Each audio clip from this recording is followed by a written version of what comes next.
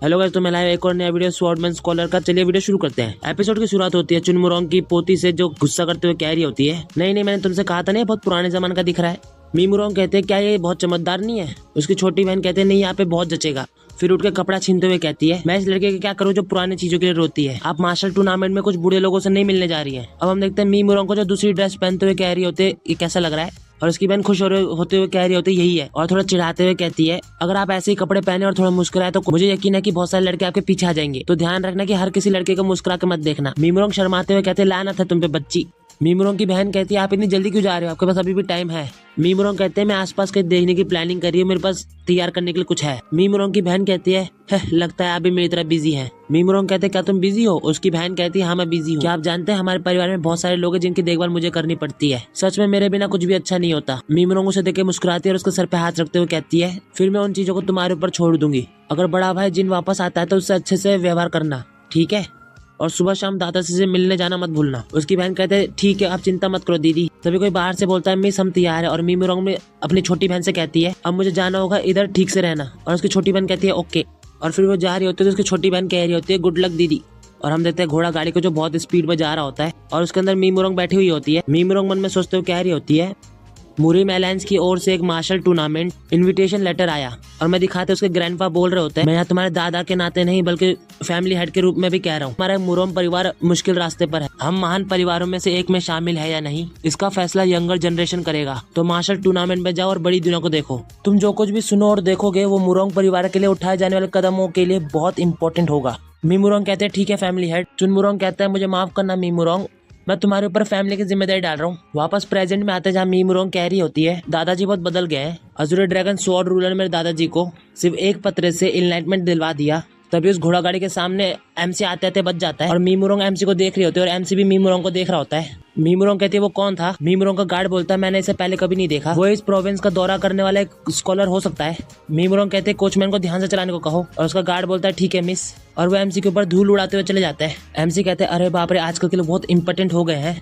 क्या मुरोंग रेजिडेंस अभी भी दूर है। और एमसी मुरोंग रेजिडेंस पहुंच जाता है, और बाहर खड़ा गार्ड बोलता है तुम बिना किसी इनविटेशन और लेटर के हमारे परिवार के मुखिया से मिलने आए। दूसरा गार्ड बोलता है वो सचमुच एक बिजी इंसान है, वो कोई ऐसे इंसान नहीं जिससे आप मिलना चाहे और वो मिल ले। एमसी चिल्लाते हुए कहते हैं अरे यहाँ देखो, जब कोई गेस्ट उनकी तलाश कर रहा हो तो क्या लॉर्ड को इन्फॉर्म करना बेसिक कोर्टेसी नहीं है, ये कैसा व्यवहार है। तभी दूसरा गार्ड तलवार पकड़ते हुए कहता है चुप रहो, तुम्हें क्या लगता है तुम अपनी आवाज कहाँ उठा रहे हो, तुम हमारे परिवार के मुखिया से बिना किसी इन्विटेशन और लेटर के नहीं मिल सकते, तो बस वही वापस लौट जाओ जहाँ से आए थे। एमसी शांति से बोलता है कोई गलत फहमी हो रही है, मैं कोई सस्पिशियस इंसान नहीं हूँ, बहुत समय पहले मेरे पास। तभी एमसी को याद आता है और मन में कहता है शिट मैं इनको कैसे समझा सकता हूँ। अगर मैं कहूँ कि मैंने एक बार डैन चुनमुरोंग को एक लेटर भेजा था तो भी वो मुझे नहीं पहचानेंगे। और ऐसा नहीं है कि हम अक्सर लेटर्स को एक्सचेंज करते थे, इसके अलावा लेटर फर्जी नाम से भेजा गया था। तभी पहला गार्ड बोलता है तुम्हारे पास क्या तुम्हारे ऊपर कर्ज या कुछ और है। दूसरा गार्ड कहता है परेशान होना बंद करो और जब तक हम अच्छा व्यवहार कर रहे हैं तब तक चले जाओ। और हंसते हुए कहता है सभी स्कॉलर एक जैसे होते हैं, उन्हें लगता है कि कुछ किरदारों को पढ़ने से वो महान या कुछ और बन जाएंगे, तब भी जब उनके पास एक पैसा भी ना हो। तभी कोई अंदर से आते हुए कहता है क्या हो रहा है, और दोनों गार्ड उसे देखते हुए परेशान हो जाते हैं और कहता है डिप्यूटी मैनेजर। और डिप्यूटी मैनेजर थोड़ा चिल्लाते हुए कहता है मैंने बस तुमसे पूछा कि क्या हो रहा है। तो दूसरा गार्ड बता रहा होता है ये लड़का किसी बिना इनविटेशन और कार्ड के फैमिली हेड से मिलना चाहता है। डिप्यूटी मैनेजर कहता है फैमिली हेड से मिलना, और एमसी को देख रहा होता है। एमसी कुछ कह नहीं रहा होता। डिप्यूटी मैनेजर कहता है वो कुछ मैनेजर जैसा एज इल्चियोन जैसा दिखता है, और जाते हुए कहता है अगर आपके पास लेटर नहीं है तो आपको इंतजार करना होगा, अब मेरे पीछे आओ। और एमसी उसके पीछे पीछे जा रहा होता है। डिप्यूटी मैनेजर पूछता है तुम जीने के लिए क्या काम करते हो।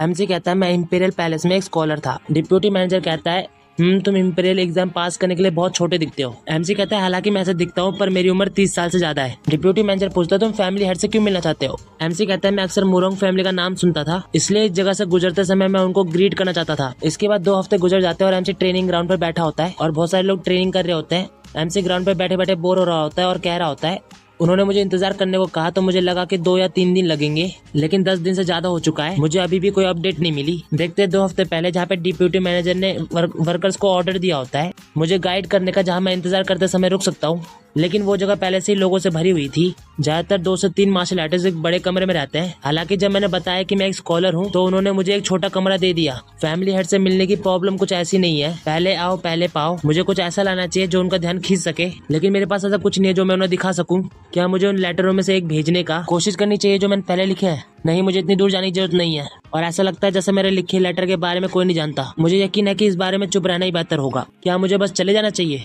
और देखते हैं ट्रेनिंग करते हुए लोगों को जो हुईया हुईया चिल्ला रहे होते हैं। और एमसी उन्हें देखते हुए मन में कहता है उनके पोस्चर ठीक नहीं है, उनके लिए ऑफिशियल डिसाइपल बनना मुश्किल होगा। मेरा रेगुलर ट्रेनिंग स्टेज पर आने का एक ही कारण है, ऐसा इसलिए है क्योंकि जब मैं लोगों को ट्रेनिंग करते हुए देखता हूँ तो मुझे अच्छा महसूस होता है, क्योंकि ये मुझे पुराने दिनों की याद दिलाता है। और थोड़ा परेशान होते हुए कहता है, हो ये वो चीज नहीं है जो इसके बारे में मुझे चिंता करनी चाहिए। उसी वक्त चुनमुरोंग की सबसे छोटी पोती आगे कहती है, वो क्या है, ऐसे यंग मैन को इतनी गहरी आहें क्यों पसंद है, किसी ऐसे इंसान की तरह जिसे रिजेक्ट कर दिया गया था या कुछ और।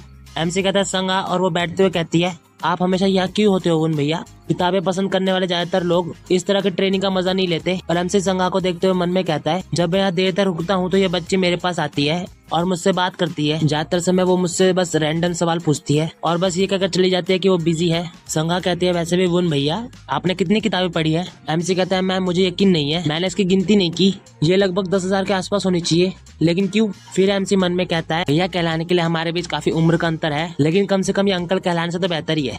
संगा कहती है, अगर आप इतनी सारी किताबें पढ़ते हैं तो आपका सिर दर्द नहीं होता। बस थोड़ा सा पढ़ने से मैं ऊब जाती हूँ कि मैं इसे बर्दाश्त नहीं कर पाती। और एमसी हंसते हुए कहता है, मेरे साथ भी ऐसे ही होता है, हालांकि मैंने पढ़ाई जारी रखी और किसी तरह इसकी आदत पड़ गई। कभी कभी पढ़ना दिलचस्प हो सकता है। संगा उसे टेढ़ी आंखों से देखती है और कहती है, आपने जिंदगी का मजा लेना छोड़ दिया होगा। एमसी कहता है, नहीं, और उसकी शक्ल देखो। संगा पूछती है, क्या आप पढ़ाई के अलावा और कुछ कर सकते हैं वुन भैया। एमसी कहता है, दरअसल मैंने स्वॉर्ड ट्रेनिंग ली है। संगा खुश होते हुए कहते, क्या सच में, मुझे दिखाओ भैया। और एमसी कहता है, क्या अभी, क्या हम अगली बार कर सकते हैं। संगा थोड़ी क्यूट शक्ल बनाते हुए कहती है, आप बस यही कह रहे हैं, लेकिन अंत में आप नहीं दिखाएंगे, सभी लोग एक जैसे होते हैं। एमसी उसकी तरफ देखते हुए मन में कहता है, क्या प्रिकली बच्ची है, वो ऐसे दिखावा करती है जैसे वो खुश है, लेकिन वो सच में अकेली रही होगी क्योंकि आसपास कोई बच्चा नहीं है जो उसकी देखभाल करता हो। शायद यही कारण है कि वो हमेशा मुझसे मिलने आती है। और एमसी खड़े होते हुए कहता है, ठीक है, मैं तुम्हें ये दिखाऊंगा। और संगा खुश होते हुए कहती है, क्या सच में। एमसी कहता है, मैं तलवार लेके आता हूँ तो थोड़ी देर रुको। संगा बोलती है, ठीक है। एमसी तलवारियों की ओर जाता है और वुडन शॉट को देखते हुए कहता है, ओ ये वाला। और शॉट को उठाते हुए मन में कहता है, ट्रेनिंग ग्राउंड से दूसरों के हथियार पर हाथ रखना बुरा है, लेकिन मुझे लगता है कि एक वुडन शॉट ठीक रहेगी। तभी डिसाइपल एमसी की ओर देखते हुए कहते हैं, तुम क्या कर रहे हो। एमसी घबराते हुए पीछे देखता है और दूसरे डिसाइपल चिल्लाते हुए कहते हैं, मैं तुमसे पूछ रहा हूँ तुम क्या कर रहे हो। और इसी साथ एपिसोड खत्म होता है।